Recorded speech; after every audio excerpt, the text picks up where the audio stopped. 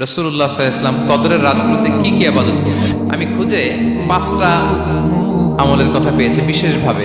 রাসূল সাল্লাল্লাহু আলাইহি ওয়াসাল্লাম বলেছেন, মান হুরিমা খায়রাহা ফাকাদ হুরিম, যে কদরের বরকত থেকে, খায়ের থেকে বঞ্চিত হলো, সে আসলেই বঞ্চিত। হি ইজ দ্য লুজার, সে হতভাগা, সে পোড়া কপাল, সে বঞ্চিত। লাস্ট 10 days অফ রমাদান খুব গুরুত্বপূর্ণ, সবচেয়ে the cream time of Ramadan. I repeat, এটা রমাদানের একেবারে মাহেন্দ্রক্ষণ। এই 10 দিনের যে কোনো 10 রাতের যে কোনো রাত কদর হয়ে যেতে পারে, বিশেষ করে অড নাইটস, 21, 23, 25, 27 এবং 29, যে কোনো দিন হয়ে যেতে পারে কদর। সো বুদ্ধিমানের কাজ হচ্ছে আমরা যেন রমাদানের শেষ 10 রাতে লাগাতার একইভাবে একই স্পিডে আমরা যেন ইবাদত করি। কোনো রাতে বেশি করলাম, হয়তো 27-এর রাতে আমি খুব ভাব গাম্ভীর্য নিয়ে, খুব আবেগ নিয়ে ইবাদত করলাম, কিন্তু হয়ে যেতে পারে যে এবছর কদর ছিল 25-এর রাত, হতে পারে না? পারে। তো আমরা তো মিস করে ফেললাম। তো আমরা যেন মিস না করি। বুদ্ধিমানের কাজ হবে সমানতালে ইবাদত করা, এবং এটা এত গুরুত্বপূর্ণ। রাসূল সাল্লাল্লাহু আলাইহি ওয়াসাল্লাম এত এমফাসাইজ করে কোনো রাতের কথা বলেনি। আরবি মাস অনুযায়ী 354টা রাতের মধ্যে সবচাইতে শ্রেষ্ঠ রাত, সবচাইতে শ্রেষ্ঠ রাত সূর্য ডোবার পর থেকে হাত্তা মাতলাইল ফাজর, ফজরের সূচনা লগ্ন পর্যন্ত শান্তিময় এ রাত, বরকতের এ রাত। রাসূল সাল্লাল্লাহু আলাইহি ওয়াসাল্লাম বলেছেন, মান হুরিমা খায়রাহা ফাকাদ হুরিম, যে কদরের বরকত থেকে, খায়ের থেকে বঞ্চিত হলো, সে আসলেই বঞ্চিত। হি ইজ দ্য লুজার, সে হতভাগা, সে পোড়া কপাল, সে বঞ্চিত। মান হুরিমা খায়রাহা ফাকাদ হুরিম, যে কদর পেল না সে হতভাগা। এখন আমরা কি হতভাগা হতে চাই?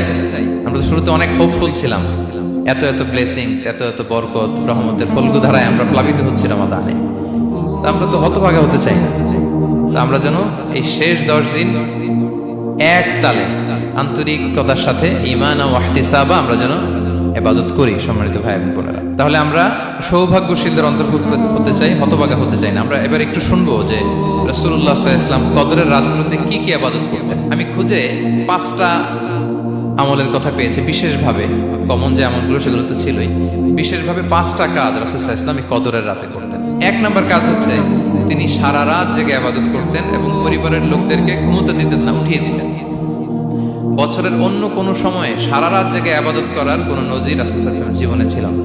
সব রাতে ঘুমাতেন। আমি জোহর বারুতে একটা কনভেনশনে the daily routine of prophet সাল্লাল্লাহু আলাইহি ওয়াসাল্লাম একটা আলোচনা করেছিলাম, যেখানে রাসূল সাল্লাল্লাহু আলাইহি ওয়াসাল্লামের দৈনন্দিন জীবনের রুটিন আলোচনা করেছিলাম। সেখানে আমরা বলেছি যে রাসূল সাল্লাল্লাহু আলাইহি ওয়াসাল্লামের দৈনন্দিন অভ্যাস ছিল তিনি এশার পরেই তাড়াতাড়ি ঘুমিয়ে পড়তেন আর মিড নাইটে উঠতেন।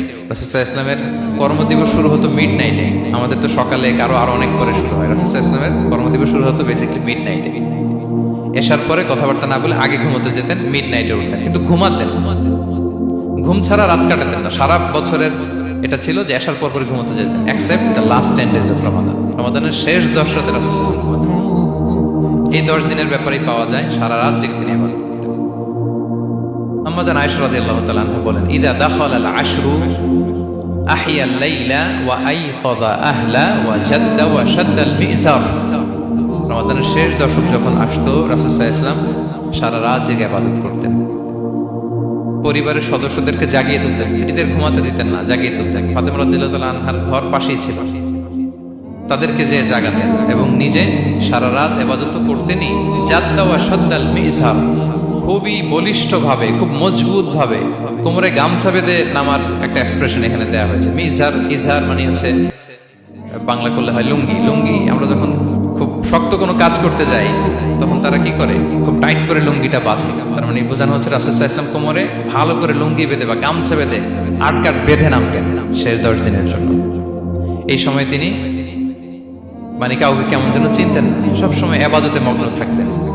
এটা আমরা করতে পারি যে শেষ 10 দিনে আমরা একটা স্পেশাল প্ল্যান করতে পারি যে আমরা আমাদের সর্বোচ্চটুকু উজাড় করে দিয়ে লাস্ট 10 days অফ রমাদানের এই বরকত আমরা হাসিল করব, এটা যেন আমাদের মিস না হয়। তাহলে এটা আমরা একটা পেলাম। 2 নাম্বার হচ্ছে ইতিকাফ করা। রাসূলুল্লাহ সাল্লাল্লাহু আলাইহি ওয়াসাল্লাম রমাদানের শেষ 10 দিন ইতিকাফ করতেন। আমাদের আয়েশা রাদিয়াল্লাহু তাআলা আনহা বলেন, কানা ইয়াতাকিফুল আশরাল আওয়াখির মিন রমাদান। রমাদানের শেষ দশকে তিনি ইতিকাফ করতেন হাত্তা তাওয়াফাহুল্লাহ, ওনার ইন্তেকালের আগ পর্যন্ত এই অভ্যাসটাই তিনি জারি রেখেছেন। সুম্মা আতাকাফা আজওয়াজুহু মিন বাদি, তারপরে ওনার স্ত্রীরা ইতিকাফ করেছেন। আরেক বর্ণনা এসেছে ইয়াতাকিফু কুল্লা রমাদান 10 আইয়াম, প্রতি রমাদানে তিনি 10 দিন ইতিকাফ করেছেন। কিন্তু যেই বছর তিনি ইন্তেকাল করবেন সে বছর তিনি 20 দিন ইতিকাফ করেছেন। প্রতি রমাদানে 10 দিন, আর যে বছর ইন্তেকাল করবেন সে বছর কয় দিন? 20 দিন তিনি ইতিকাফ করেছেন মসজিদে নববীতে। তাহলে আমরা এই রমাদানের শেষ দশকে এটা করতে পারি। 2 নম্বর পয়েন্ট হচ্ছে ইতিকাফ করা। যারা আমরা করিনি তারা আমরা ইতিকাফ করতে পারি। আমাদের আইআইএম এর মসজিদ এটা ইতিকাফের জন্য একটা উর্বর জায়গা। আমরা যখন এই ক্যাম্পাসে ছিলাম তখন দেখেছি যে এখানকার ইতিকাফের পরিবেশ যে এত সুন্দর এটা কল্পনাই করা যায়। অসাধারণ পরিবেশ। আপনি যদি ইতিকাফ নাও করেন, রাত 2টা বা 3টার দিকে সেন্ট্রাল মস্কে এসে বসে থাকলেও হবে। রাত 2টা 3টার দিকে এসে বসে থাকলে দেখবেন যে কেউ সেজদায় পড়ে কান্না করতেছে, কেউ হালাকা করতেছে, কেউ তাসবিহ পড়তেছে, কেউ কোরআন তেলাওয়াত করতেছে। মানে এত সুন্দর পরিবেশ, ওটা দেখলেই আপনার ইবাদত করতে মন চাইবে। তো আমরা যেন ইতিকাফ করার চেষ্টা করি। ইতিকাফ করতে না পারলে শেষ দশকের রাতগুলো যেন মসজিদে কাটানোর চেষ্টা করি, তা না পারলেও বাসায় যেন এই রাতগুলো আমরা মিস না করি। বিশেষ করে সেন্ট্রাল মস্কে তো অসাধারণ পরিবেশ, এটা হাইলি রেকমেন্ডেড। ইফ পসিবল আপনারা আসবেন, এখানে ইবাদতের চমৎকার পরিবেশ থাকে। 3 নম্বর হচ্ছে রাসূল সাল্লাল্লাহু আলাইহি ওয়াসাল্লাম এবং জিবরাইল আলাইহিস সালাম যৌথভাবে কোরআন রিভিশন করতেন। খুব ইন্টারেস্টিং। সারা বছর যেটা নাজিল হতো, রমাদানে জিবরাইল আলাইহিস সালাম রাসূল সাল্লাল্লাহু আলাইহি ওয়াসাল্লামকে শোনাতেন, রাসূল সাল্লাল্লাহু আলাইহি ওয়াসাল্লাম জিবরাইল আলাইহিস সালামকে শোনাতেন। সহিহ বুখারীর বর্ণনা, কানা জিবরিলু ইয়ালকাহু ফি কুল্লি লাইলাতিন মিন রমাদান ফায়ুদারিসুল কুরআন। প্রতি রমাদানের প্রতি রাতে এসে রাসূল সাল্লাল্লাহু আলাইহি ওয়াসাল্লামের সাথে কোরআন মুদারাসা করতেন। সহিহ মুসলিমের বর্ণনায়, আন্না জিবরিল কানা ইউআরিদুহু বিল কুরআন কুল্লা আমিন মাররা। প্রতি বছর রমাদানে একবার শোনাতেন বা শুনিয়েছেন। যে বছর তিনি ইন্তেকাল করবেন তিনি 2 বার শুনিয়েছেন।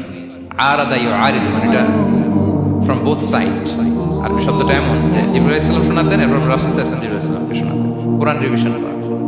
তো এই শেষ দশকের রাতগুলোতে আমরা যেন বেশি বেশি কোরআন পড়ি। কোরআন তেলাওয়াত, কোরআনিক রিসাইটেশন হতে পারে, কোরআনের অর্থ পড়া হতে পারে, তাদাব্বুরে কোরআন হতে পারে, কোরআনের হালাকায় জয়েন করা হতে পারে। ইন ইটস এনি ফর্ম আমরা যেন কোরআনের সাথে অ্যাটাচমেন্টটা বাড়াই লাস্ট 10 days অফ রমাদানে। 4 নম্বর, কিয়ামুল লাইল করা। রাসূল সাল্লাল্লাহু আলাইহি ওয়াসাল্লাম কিয়ামুল লাইল করতেন, এবং কিয়ামুল লাইল শব্দটাকে রাসূল সাল্লাল্লাহু আলাইহি ওয়াসাল্লাম কদরের সাথে জুড়ে দিয়েছেন। সহিহ বুখারীর বর্ণনায় তিনি বলেছেন, মান কামা লাইলাতাল কদরি ঈমানা ওয়া ইহতিসাবা গুফিরা লাহু মা তাকাদ্দামা মিন যামবি। কদরের রাতে যে কিয়ামুল লাইল করে বিশ্বাস নিয়ে এবং নাজাতের প্রত্যাশা নিয়ে, তার পূর্বের সমস্ত গুনাহ আল্লাহ তাআলা ক্ষমা করে দেন। তাহলে কিয়ামুল লাইলটা রাসূল সাল্লাল্লাহু আলাইহি ওয়াসাল্লাম বিশেষভাবে কদরের রাতের সাথে সম্পৃক্ত করেছেন। আমরা যেন প্রতি রাতে কিয়ামুল লাইল করি, লম্বা সময় যেন দাঁড়িয়ে থাকি, লম্বা সময় কোরআনিক রিসাইটেশন করি দাঁড়িয়ে থেকে, লম্বা সময় রুকু, লম্বা সময় সিজদা, স্পেশালি সিজদা। আখরাবু মা ইয়াকুনুল আবদু মির রাব্বিহি ওয়া হুয়া সাজিদ ফাআকসিরু ফিহি দুআ। বান্দা যখন সিজদায় থাকে আল্লাহ সবচেয়ে কাছে থাকে। তো আমরা তো আল্লাহর সবচেয়ে কাছে যেতে চাই এই ক্রিম টাইমটাতে, কি বলেন? আমরা যেন লম্বা সময় সিজদাতে থাকি। কিন্তু আমাদের অনেকের যেটা হয়, নামাজে তাড়াহুড়ো, অনেকের সব ব্যস্ততা যখন নামাজে দাঁড়াই এরকম হয়ে যায়। রাসূল সাল্লাল্লাহু আলাইহি ওয়াসাল্লামের সালাত যদি আমরা খেয়াল করি, বিশেষ করে কিয়ামুল লাইলে এত যে সুন্দর ছিল। আম্মাজান আয়েশা রাদিয়াল্লাহু তাআলা আনহাকে জিজ্ঞেস করা হয়েছিল যে, হে আম্মাজান, রাসূল সাল্লাল্লাহু আলাইহি ওয়াসাল্লামের কিয়ামুল লাইল কেমন ছিল, কিভাবে কিয়ামুল লাইল করতেন? আম্মাজান আয়েশা, দেখেন ওনার এক্সপ্রেশনটা কত সুন্দর। তিনি বলেছেন, ফালা তাসআল আন হুসনিহিন্না ওয়া তুলিহিন্না। রাসূল সাল্লাল্লাহু আলাইহি ওয়াসাল্লামের কিয়াম যে কত সুন্দর ছিল, কত লম্বা ছিল, আমায় জিজ্ঞেস করুন, আমি বলতে পারবো না। আমরা অনেক সময় যখন খুব বেশি চমৎকার কিছু হয় তো আমরা কি বলি, ভাই এত সুন্দর ছিল আমি বোঝাতে পারবো না। এরকম বলি না যে এত অসাধারণ আমি বলে বোঝাতে পারবো না? বাংলাতেও কিন্তু আমরা বলি এত চমৎকার বলে বোঝাতে পারবো না, শব্দের গুণনে, ভাষার গুণনে আমি ফুটিয়ে তুলতে পারবো না। আমাদের আয়েশা এটাই বলেছিলেন, ফালা তাসআল আন হুসনিহিন্না ওয়া তুলিহিন্না। রাসূল সাল্লাল্লাহু আলাইহি ওয়াসাল্লামের রাতের নামাজ কিয়ামুল লাইল যে কত সুন্দর ছিল, কত দীর্ঘ ছিল, লম্বা ছিল, আমায় জিজ্ঞেস করো না, আমি বলে বোঝাতে পারবো না। সুবহানাল্লাহ।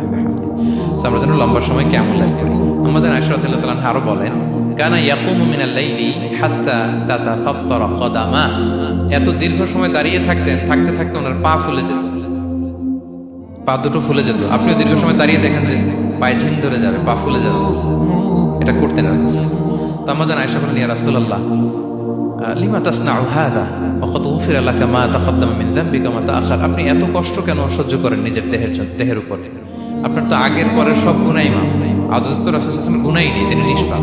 এত কষ্ট কেন করেন? আপনার আগের পরে সবই তো মাফ করে দেয়া হয়েছে, কেন করেন? রাসূল সাল্লাল্লাহু আলাইহি ওয়াসাল্লাম উত্তর করেছেন, আফালা উহিব্বু আন আকুনা আবদান শাকুরা। আয়েশা, আমি কি শুকরগুজার বান্দা হতে পছন্দ করব না? আল্লাহ তাআলা আমাকে তার রহম এবং করমে সব মাফ করে দিয়েছেন, কিন্তু আমি কি শুকরগুজার হব না? আমি কি আমার রোলটা প্লে করব না? আমি কি নিজেকে সঁপে দেব না আল্লাহ তাআলার কাছে জায়নামাজে? তো এটা ছিল সংক্ষেপে রাসূল সাল্লাল্লাহু আলাইহি ওয়াসাল্লামের কিয়ামুল লাইলের ধরন। এভাবে তিনি দীর্ঘ সময় কিয়ামুল লাইল করতেন। আমরা যেন এটা করি। সেন্ট্রাল মস্কে কিয়ামুল লাইল এবছর নিশ্চয়ই হচ্ছে, আমরা যেন অংশগ্রহণ করি। 5 নম্বরে রাসূল সাল্লাল্লাহু আলাইহি ওয়াসাল্লাম দোয়া করতেন। এই কদরের রাতগুলোতে খুব বেশি বেশি দোয়া করতেন। দোয়া নিয়ে আমরা একটা জুমার খুতবা দিয়েছিলাম, সেখানে আমরা বলেছিলাম যে দোয়া হতে হবে খুব আন্তরিক দোয়া, রোবোটিক দোয়া যেন না হয়। আপনার আবেগ, ভালোবাসা, মনের মাধুরী মিশিয়ে, চোখের পানি মিশিয়ে, অশ্রুসিক্ত করে এই দোয়াটা করতে হবে, তাহলে সে দোয়া আল্লাহর কাছে কবুল হবে। আমরা যেন আমাদের ভাব, আবেগ সব ঢেলে দিতে পারি আমাদের দোয়াতে, আমাদের সেজদায়, আমাদের কিয়ামুল লাইল, এবং যে কোনো ভাষায়। কোরআনিক দোয়াগুলো রেকমেন্ডেড, হাদিসের মাসুরগুলো রেকমেন্ডেড। তাছাড়া আপনার নিজের ভাষায় আপনার কি চাওয়া, আপনার কি আকাঙ্ক্ষা, আপনার মনের কষ্ট, যাতনা সবকিছু আপনি আল্লাহ তাআলার কাছে পেশ করুন। এবং আম্মা জান আয়েশা জিজ্ঞেস করেছিলেন, ইয়া রাসূলুল্লাহ, আমি যদি কদর পেয়ে যাই আমি কি বলবো এই রাতে? মা আদউ, কি দোয়া করব? রাসূল সাল্লাল্লাহু আলাইহি ওয়াসাল্লাম বললেন, তাকুলিন, আয়েশা তুমি বলবে, আল্লাহুম্মা ইন্নাকা আফুউন তুহিব্বুল আফওয়া ফাআফু আন্নী। আয়েশা তুমি যদি কদরের রাত পেয়ে যাও এটা বলবে, হে আল্লাহ আপনি ক্ষমাশীল, আল্লাহ আপনি ক্ষমাকে পছন্দ করেন, আল্লাহ তাই আপনি আমায় ক্ষমা করেন। হে আল্লাহ আপনি ক্ষমাশীল, আপনি ক্ষমাকে পছন্দ করেন, আল্লাহ আপনি আমাকে ক্ষমা করেন। এই দোয়াটা আমরা যেন বেশি বেশি করি। আমার সাথে সাথে সবাই একটু পড়ুন মেহরবানি করে। আল্লাহুম্মা ইন্নাকা আফুউন তুহিব্বুল আফওয়া ফাআফু আন্নী।